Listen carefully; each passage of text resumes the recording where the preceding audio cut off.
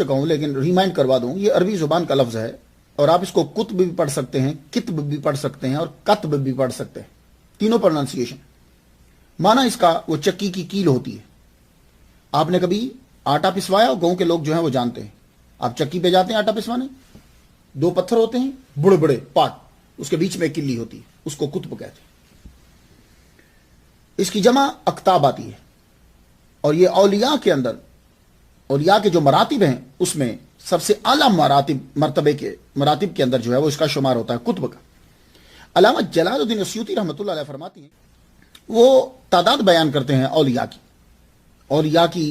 کے مراتب، اس مرتبے کا نام، پھر ان کی تعداد۔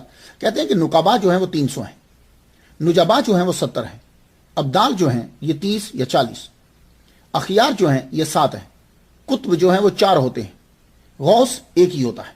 اور ابن عساکر نے جو بیان کیا ہے 300 اولیاء، 40 ابدال، 7 اتاد، 5 اقطاب، 1 قطب عالم۔ تو ان کے نزدیک 1 قطب عالم اور 5 اقطاب، یعنی ان کے نزدیک 6 بنے۔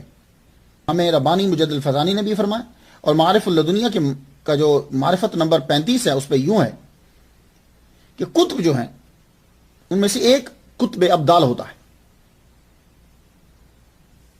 یہ بدل کی جمع ہے ابدال۔ تو قطب ابدال واسطہ وصول فیض است کے وجود عالم ببقا یا تعلق دارت، یہ مجد الفسانی رحمہ اللہ نے بھی فرمایا۔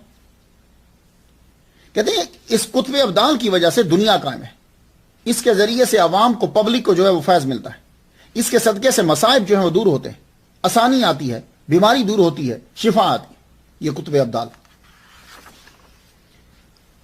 دوسرا قطب ارشاد ہے، نیکی، ایمان، ہدایت، توبہ اس کے صدقے سے ملتی ہے، اور بادشاہوں کو جو ہدایت ملتی ہے وہ قطب ارشاد کی وجہ سے ملتی ہے۔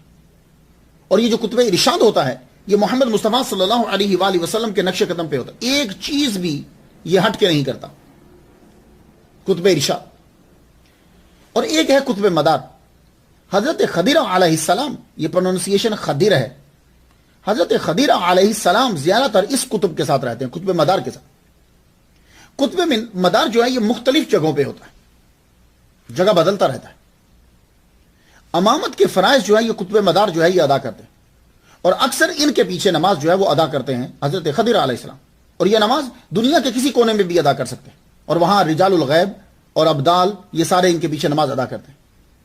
قطب عالم ہی قطب الاقطاب کہلواتا ہے، قطبیت کبرا اسی کے پاس ہوتی ہے۔ تو قطب عالم جو ہے یہ کبھی کبھی غوث بھی ہوتا ہے اور کبھی غوث سے الگ ہوتا ہے۔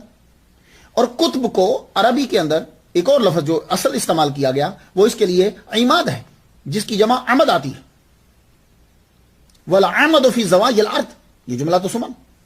اقطاب زمین کے 4 اطراف میں جو ہے نا وہ ہوتے ہیں، شمال، جنوب، مشرق، مغرب۔ امام شارانی فرماتے ہیں کہ قطب اور غوث اولیاء میں بڑا درجہ ہے۔ محی الدین ابن عربی فرماتے ہیں کہ قطب الگ ہوتا ہے اور غوث الگ ہوتا ہے۔ سید اشرف جہانگیر سمرانی رحمۃ اللہ علیہ فرماتے ہیں کہ اگر غوث اور قطب کا وجود نہ ہو تو سارا جہاں زیر و زبر ہو جائے۔ اور قطب کہتے ہیں کہ ترقی کرتے کرتے فرد بنتا ہے، پھر اس کے بعد مرتبہ جو ہے وہ غوث کا آتا ہے۔ اور ملا علی کانی یوں لکھتے ہیں کہ عمد یعنی اقطاب 4 ہوتے ہیں اور زمین کے کناروں میں ہوتے ہیں، اور غوث ایک ہی ہوتا ہے، اور زیادہ تر اس کی حاضری مکہ میں ہوتی ہے۔